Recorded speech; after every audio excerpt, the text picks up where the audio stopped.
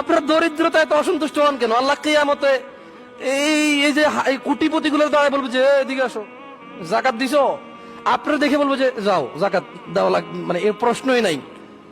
আপনাকে আল্লাহ প্রশ্ন জাকাতের প্রশ্নই করবে না, অথচ আপনি অসন্তুষ্ট এই নিয়ামত নিয়ে।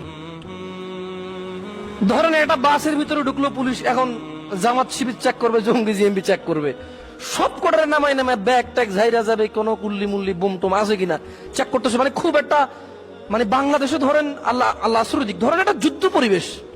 এই যুদ্ধ পরিবেশে যে কোনো একটা দলকে দমন করতেছে, উগ্রবাদী দলকে, জঙ্গি দলকে দমন করতেছে। এই সময় সবার চেক হচ্ছে। আপনার মতো 10 জন মানুষকে বললো যে যাও চেক করবেন না স্যার, আরে না না তোমার কি চেক করবো, যাও। আপনি কি গর্ব করবেন নাকি আপনি মন খারাপ করবেন? আপনি যেই পথে ছিলেন, যেভাবে আছেন, আপনি বলবেন যে না রে ভাই, আমার এই চরিত্র আমি চেঞ্জ করবো না। বেড়া সবারই ধৈর্যের নামায় কি করলো, আমারও সালামও দিল, চলে যেতেও বললো। আপনি খুশি হবেন না রাগ হবেন? কিয়ামতে আল্লাহ আপনাকে জিজ্ঞেস করবেন না কেন হজ করলি না? ওই দিন বিল গেটসকে, অত মুসলমান না, মুসলমানদের মধ্যে অনেক ধনী আছে না, এই ধরেন আল্লাহু আলাম, আল্লাহ কাকে জিজ্ঞেস করবে এটা আল্লাহর ব্যাপার।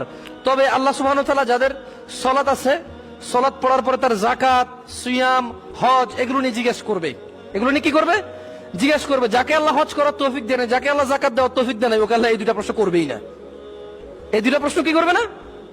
বলেন তো আপনি খুশি না নারাজ? এবার কিয়ামতের মাঠ আগুন ধাউ ধাউ করে জ্বলতেছে, মানুষ পুলসিরাতের আগুনে পড়ে যাচ্ছে, জ্বলে ছারখার হয়ে যাচ্ছে, মানুষ তৃষ্ণায় ব্যাকুল হয়ে গেছে।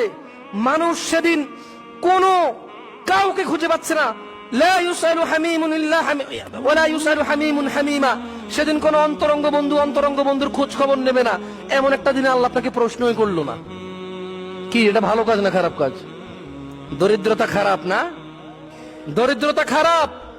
আরে দরিদ্রতা কোন নিয়ামত জানেন আপনি? আমি বলছি না যে বড়লোক হওয়া খারাপ, নেগেটিভই নেই। বাংলাদেশের মানুষ সব বেশিরভাগ নেগেটিভই নেয়। আপনারা বুঝবেন যে যখন আমি যে বিষয়টাকে উল্লেখ করব, তখন আমি সেই বিষয়টাকে হাইলাইট করব। গত পয়েন্ট, যখন আমি যে বিষয় নিয়ে কথা বলবো সেদিন তখন আমি ওই বিষয় হাইলাইট করব। তাহলে দরিদ্রতা হচ্ছে ওই নিয়ামত, নবী রাসূলদের নিয়ামত। দরিদ্রতা কার নিয়ামত? নবী রাসূলদের নিয়ামত। দেখেন আখলাক মানুষের জন্য কত উৎকৃষ্ট জিনিস, উত্তম জিনিস, এই জন্য নবী রাসূলদেরকে আল্লাহ দিছে। কাকে দিছে? নবী রাসূলদেরকে আল্লাহ দিছে। ভদ্রতা, শালীনতা, জ্ঞান, হিকমত, উত্তম উৎকৃষ্ট জিনিস, এই জন্য আল্লাহ নবী রাসূলদেরকে দিছে। তো নবী রাসূলদেরকে আল্লাহ দরিদ্রতাও দিছে। কি দিছে? তার মানে এটা বড় নিয়ামতের একটা নিয়ামত। আল্লাহ আমাদেরকে বোঝার তৌফিক দান করুন। যাদের ক্ষমতা আছে